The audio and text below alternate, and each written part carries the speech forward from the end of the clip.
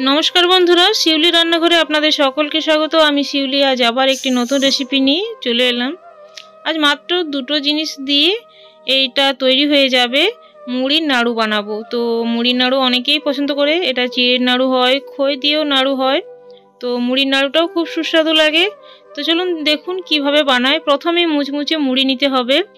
আর মুড়িটা একটু চেলে নেবেন, মুড়ির মধ্যে যেমন গুঁড়ি না থাকে, কোনো বালি কিংবা কালো মুড়ি না থাকে, একটু ভালোভাবে বেছে নেবেন। এবার একটা কড়াই চাপিয়ে তারপর আখের গুড় দিয়ে নেব। খুব বালি বালি যেমন না হয় আখের গুড়টা, সেদিকে খেয়াল রাখবেন। আর যদি বেশি শক্ত থাকে কিংবা ঢেলা গুড় হয় তাহলে একটু জল দিয়ে নেবেন।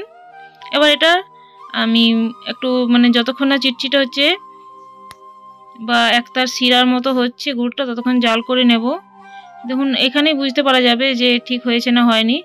আপনারা আঙুল দিয়েও চেক করতে পারেন, খুব বেশি টাইম লাগে না, কিন্তু সেদিকে খেয়াল রাখবেন। খুব কম সময়ে গুড়ের পাক চলে আসে। তো আঙুল দিয়ে প্রথমে এরকমভাবে দেখবেন, বুঝতে পারবেন। আর নয়তো আপনারা আরেকটা আছে, যেটা হচ্ছে জলের মধ্যে গরুটা যদি দিয়ে দেন, সঙ্গে সঙ্গে গরুটা জমাট বেঁধে যাবে, তাহলে বুঝতে পারবেন যে লাড্ডুটা পাকানো যাবে। দেখেই বোঝা যাচ্ছে খুব সুন্দর হয়ে গিয়েছে। এটা গ্যাসটা অফ করে দেবো। এবার নিচে নামিয়ে দিয়েছি। গ্যাসটা অফ করার পর নিচে নামিয়ে আমি একটু একটু করে মুড়ি দিয়ে দেখে নেব যে একেবারে মুড়িটা দেব না, কারণ খুব বেশি হয়ে গেলে তখন আরও লাড্ডু পাকানো যাবে না।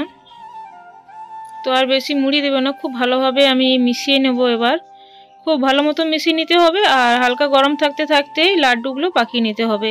লাড্ডু পাকানোর আগে অবশ্যই হাতে একটু তেল নিয়ে নেবেন, ভালোভাবে মাখিয়ে নেবেন, তাহলে লাড্ডুটা পাকাতে সুবিধা হবে। হাতটা ভালোভাবে ধুয়ে আর তারপর এরকম তেল নিয়ে যদি লাড্ডু পাকানো হয় খুব সহজে হয়ে যায়। আর আমি তিনটে লাড্ডু আগেই বানানো হয়ে গিয়েছিল, আর ক্যামেরাটা অফ ছিল, বুঝতেই পারিনি।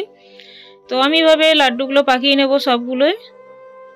সব লাড্ডু একইভাবে বানিয়ে নেবো। বন্ধুরা, আমার এই রেসিপিটা ভালো লাগলে প্লিজ লাইক, শেয়ার, কমেন্ট করবেন, সাবস্ক্রাইব করে আমার পাশে থাকবেন। পাশে দিয়ে বেলটা প্রেস করে অল করে দেবেন, তাহলে নিত্য নতুন ভিডিও বা রেসিপি সবার আগে আপনাদের কাছে পৌঁছে যাবে। বেশি ভালো লাগলে প্রিয়জনদের কাছে শেয়ার করতে ভুলবেন না।